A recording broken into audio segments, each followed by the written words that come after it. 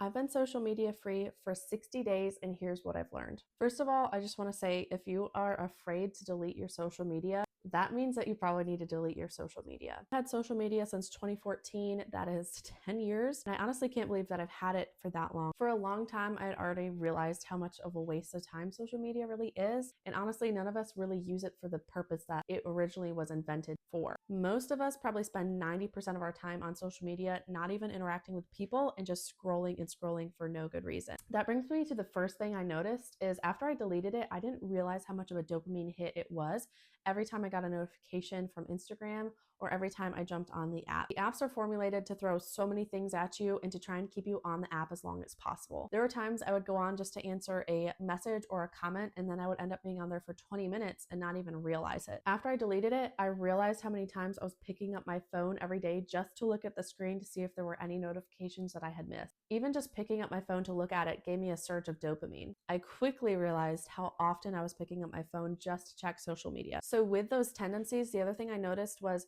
those tendencies can tend to creep into other apps that you have on your phone, even if you've deleted your social media. YouTube was one that I've really had to be careful with because it's formulated like the other apps to just have endless amounts of entertainment. I try to really be wise with my time on YouTube and use it for more educational purposes or inspirational content. So you have to really be careful and have a lot of self-control with those same addiction tendencies that you have from social media and not letting them creep into other apps like Pinterest or YouTube or whatever it may be. Maybe it's gaming apps on your phone. You have to really watch out for your tendencies and figure out what your triggers are and really learn to harness and control it. Along with the dopamine hit, I realized how stressed out social media was making me feel. When people say social media addiction, it really is an addiction. Even if you feel like you're not on it that much or you feel like you're not addicted, you are going to have those withdrawal symptoms after you delete the apps. I found myself being a lot more snippy with my family or less patient with my children.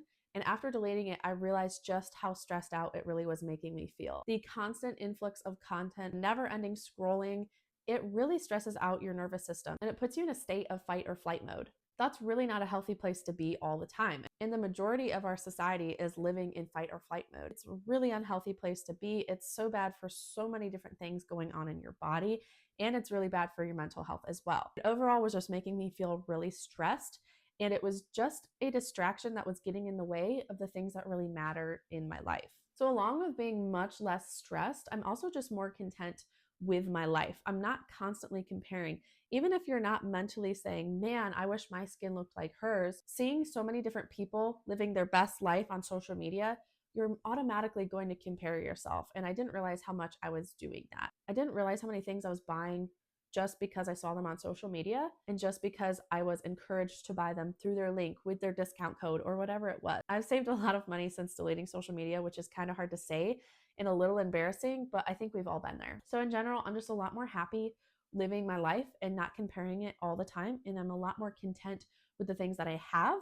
And I've been utilizing the things that I do have a lot better. With being more content, I'm also happily out of the loop. There were so many things that I was consuming just because they were thrown on my feed, just because Instagram thought I would be interested in, that were causing me to be more stressed, that were causing me to get angry, that were causing me jealousy. So being out of that loop, I'm just really happy not knowing what's going on in the world. If something is really that big or that important, I will hear about it from somebody in my community or from my husband or my family. I'm going to hear about things that are really, truly important. I don't need to constantly be in this loop of negativity and seeing all the violence that's happening in the world. It is important to stay up to date on those topics, but having that constant flow of it is really damaging to your mental health. So I'm really happy just not necessarily knowing every single thing that is going on. Since being on my phone a lot less, my focus has gotten a lot sharper. Sunshine just came into my room. That's great. That's kind of how I feel after deleting social media. It's like I can see the light again. Anyway, speaking of focus being stronger, I'm not being a very good picture of that right now. However, my focus has gotten a lot stronger and I'm just thinking a lot clearer. Before, when I had social media, I would find myself doing tasks and then get a notification and then realize I'd been on my phone for 5 or 10 minutes and then be like, what the heck was I doing before this? I'm totally lost. I don't even remember. And then I'd remember 10 minutes later after I'd started doing another task. It was making me really less efficient in my everyday life. And as a stay-at-home mom, I really do have to have a lot of efficiency to get all the things done that I need to get done. Social media was just a huge distraction and it was really causing me a lot of brain fog, a lot of forgetfulness. I just was not as sharp. Since deleting it, I've become a lot sharper. My focus is a lot stronger and my memory is a lot better. I'm able to focus on things better, and my love for reading books has really grown since deleting it. I'm really having more of an appreciation for having time to sit down and read and rest and just focus on that thing and be able to do that without feeling any anxiety or without feeling like I need to pick up my phone and check and see all my messages and whatever. The thing that I was really worried about actually disappeared a lot quicker than I thought it was going to. I had a lot of FOMO deleting social media. I don't really know why, because I didn't really know anybody that I was following. I still don't really know why I felt like I was missing out. I had unfollowed so many people. I wasn't hardly posting. There really wasn't anything that I was going to miss out on besides the stress and all the other things that come along with social media. So the FOMO actually disappeared rather quickly. I've been able to connect with people in my real life a lot more than I was before. I was recently transferring photos from my computer to a thumb drive, and I didn't realize how many pictures and videos I was taking just for the sake of posting them on social media. I'm really glad that I have those memories, but I look back and I see a lot of random pictures of my bedroom or my kitchen or things when they looked really nice. And I did really enjoy that thing in that moment. And I find a lot of beauty in my home, and I love cultivating beauty in my life. But I didn't realize that I was taking so many pictures and videos of these things simply to post them. And I feel like I wasted a lot of energy and a lot of time taking pictures, taking videos, editing photos, editing videos, simply just to post them on social media to get validation from other people and to see if other people do enjoy the same things or if they enjoyed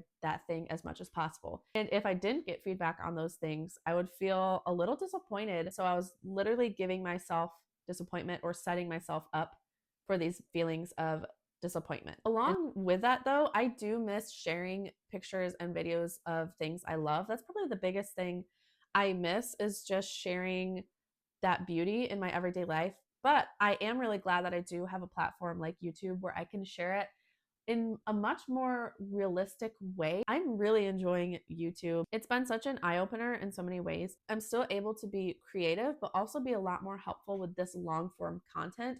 I was getting so tired of trying to fit everything in an 8 to 30-second reel because people only watch them if they're that long. Trying to stuff all this information into a tiny reel and then stuff the rest into the caption or in the comments. It was just so much, and I felt like I was all over the place. So I'm really enjoying YouTube. If you feel like you want to transfer from Instagram to YouTube, you should totally do that. I plan to make more videos on how to start a YouTube channel as a stay-at-home mom and some tips and tricks for that. The last few things I want to say is, before I deleted social media, I really just looked at the people in my life around me. And some of the most stressed, annoyed, and unhappy people I know are people who are constantly on their phone or always on social media. When I met my husband 5 years ago, I was really happy that I didn't have social media. And at that point, I was fully in social media and everything. And I didn't really understand why I was so happy. But at the same time, I was lying to myself because I did know why I was happy that he didn't have social media. I was happy that he didn't have social media because there are so many women on there who are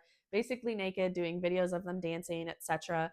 I also knew the unhappiness and the depression that it brought me and the anxiety that it brought me in my everyday life. I could see a really big difference in his thought process and how he thought about people in his everyday life and how he thought about himself. He was a lot more comfortable in his own skin. He wasn't up to date with all the trends. I liked that he wore his blue jeans, his hiking boots, and his t-shirts. He wasn't like all these other guys that I thought were my type, these hipster guys who were all into everything and into the social media. He was really just a breath of fresh air.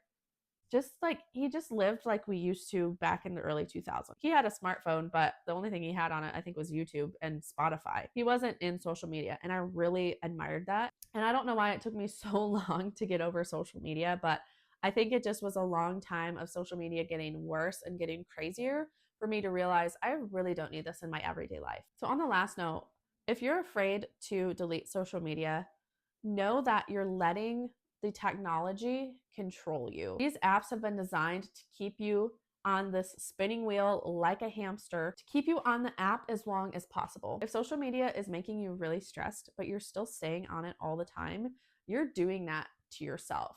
You're allowing yourself to do that to yourself. So you need to not let the technology control you. You control the technology. It doesn't control you. More and more people are waking up to the realization that social media is honestly very harmful. It can be a great way to stay connected with family and friends, but so is texting and calling. There are so many things that we've stepped away from, and I think people are really going back to the way we used to live in the early 2000s, where the only way we had to Google something was to look it up on the computer, and we had to dial up the internet through the phone, and we couldn't make a phone call at the same time if the internet was on because then it would crash the internet. Life seems more complicated when we look back, but honestly, it was a lot simpler and it was a lot healthier. Your addiction to your phone or social media is really all about you, and it really comes down to you. If you're blaming it on other people or blaming it on the apps, then you're just avoiding the responsibility of taking your phone and utilizing it as a tool instead of letting it control you. I highly recommend that you delete social media. I honestly do not plan to ever get on it again. My life has been so much better and so much happier and more fulfilled these last 60 days. I highly encourage you to delete your social media and take back your control of your life. If you enjoyed that video, be sure to head over to my YouTube channel where I have tons of other videos just like this one. Make sure you hit that subscribe button so you don't miss any of my videos in the future. I would love to have you join my awesome community.